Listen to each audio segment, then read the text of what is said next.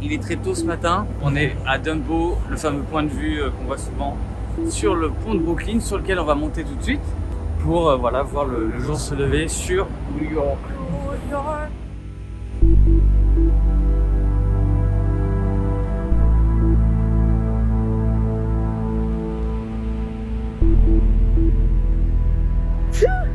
Pardon, mais c'est les risques du métier. Là, il a des oreilles de Mickey, regarde. Regarde, on dirait qu'il a des oreilles de Mickey. Ah oui. Oh putain!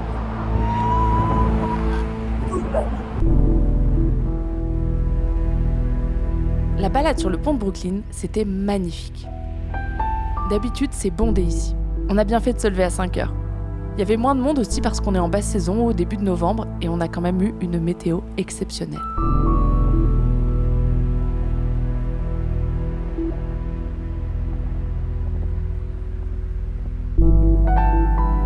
Et puis tu sors de là, il y a encore tout un quartier magnifique. Ça s'arrête jamais.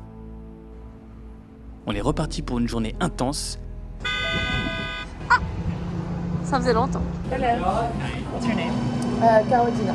Claudina est devenue Carodina et maintenant Giratina pour le café gratuit du matin. Santé! Et alors qu'on se dirige doucement vers le quartier de Soho, mon âme de set-jetter se réveille. On est à Cordon Alley, c'est la ruelle où ils filment toutes les scènes de films où la fille veut échapper à des brigands et elle se met dans une rue, bien sûr, à l'abri de tous les regards, ce qui est la pire chose à faire.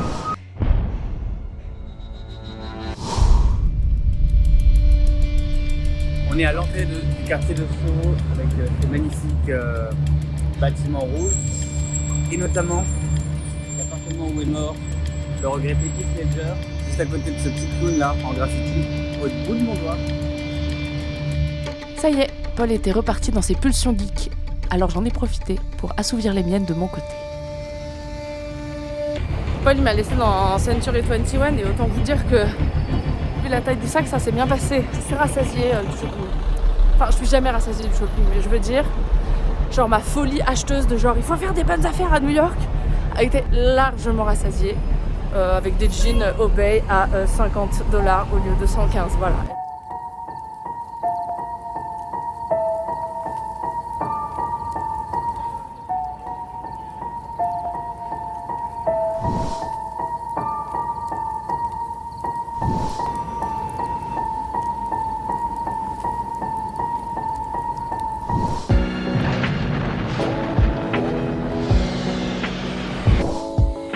Pendant que Manon fait son petit shopping, et bien moi je suis devant le budget Ghostbusters, un des rares endroits où il laisse un emblème vraiment à l'effigie du film. D'habitude juste faut savoir que c'est le lieu et tu fais comme tu peux quoi.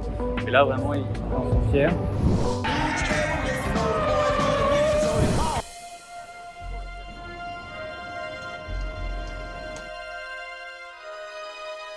On a fini par se réunir aux alentours de Wall Street. T'en prends plein les yeux à chaque coin de rue. C'était assez impressionnant.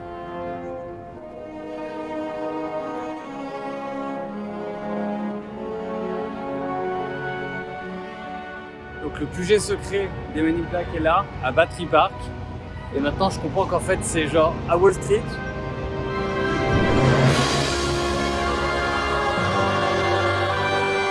Donc le QG où il y a des extraterrestres tout en bas, c'est la folie. C'est juste à côté de Wall Street, quartier financier de New York, près du World Trade Center et tout, donc vraiment risqué la cachette quand même, risqué.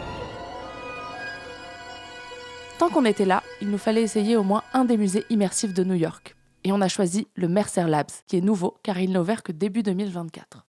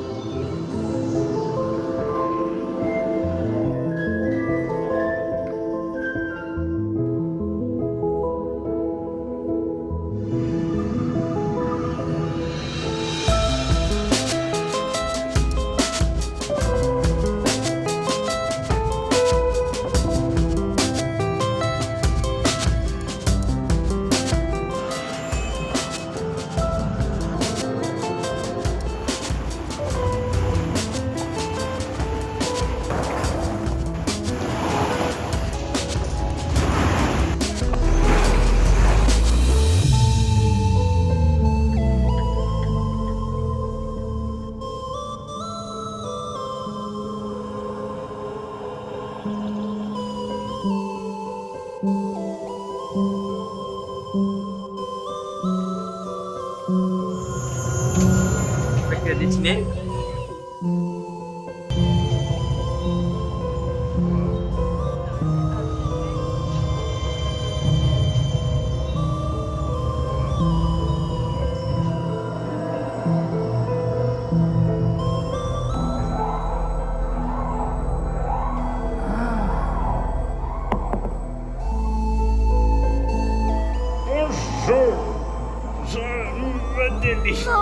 Oh my god. c'est incroyable parce qu'en plus c'est pas ça ici. Ah, c'est trop bien. À la fin du musée, t'as le droit à un mochi, ça fait partie de l'expérience sensorielle, c'était trop bien. Bah oui, c'est glacé. Oh, la grosse fatigue. On a bien mangé. Paul voulait goûter un smash burger réputé du resto Hamburger America et il a kiffé. Hamburger America, pas de chichi. J'ai goûté le mélange donut croissant de Hansel Bakery, un français. Bon, objectivement délicieux. Mais j'aime pas gingerbread. Mais là, la journée était longue. D'habitude, quand on commence une journée si tôt, on se couche tôt pour compenser. Mais ce soir-là, c'était notre grand soir.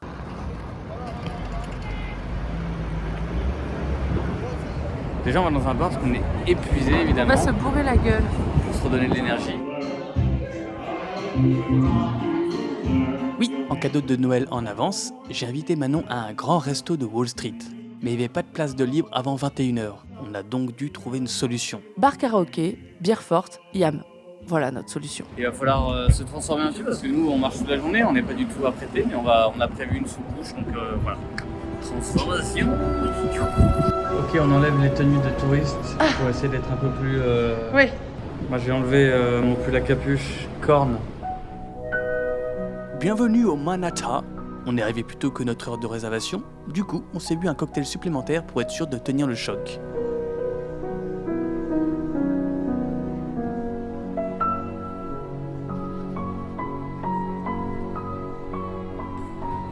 C'est génial quand même. J'ai jamais vu un restaurant qui propose des nouvelles.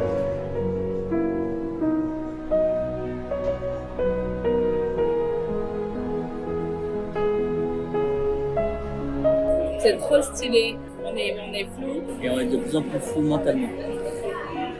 Parce que Paul m'offre le resto et l'accord mes vins. C'était si bon tout ça. Par contre, ce qu'on n'avait pas vu venir, c'est qu'ici, dans l'accord mets et vin, ils te mettent beaucoup plus de vin dans les verres qu'en France. On a fini bien, quoi. Ça, c'est incroyable. Aubergine, basilic avec du bœuf, avec l'énorme verre de vin rouge.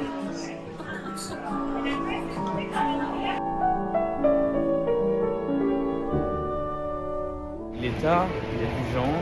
Il y a du gens. On est sous, mais surtout lui. Hein.